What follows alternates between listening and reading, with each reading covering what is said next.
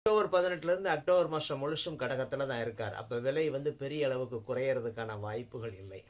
அப்புறம் நவம்பர்லையும் அதிலே தான் இருக்கிறார். அப்போ விலைகள் அந்த அளவுக்கு தான் இருக்கும். குறைஞ்சாலும் கொஞ்சம் குறையலாம், இல்லைனாலும் கூடுறது அதிகமாகிறதுக்கு தான் வாய்ப்பு இருக்குது. லட்சத்தை தாண்டி மேலே போகிறதுக்கான வாய்ப்புகள் தான் இருக்குது.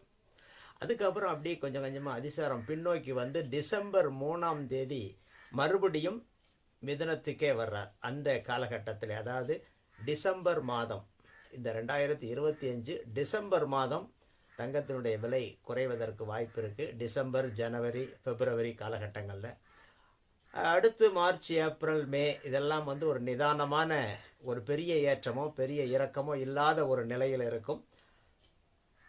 அதற்கடுத்து ஜூன் 2026 ஜூனில் மறுபடியும் புதிய உச்சத்தை தங்கம் தொடும். அன்னைக்கு ஒரு 1.25 லட்சத்தையும் தாண்டி போகிறதுக்கான வாய்ப்புகள் இருக்குது.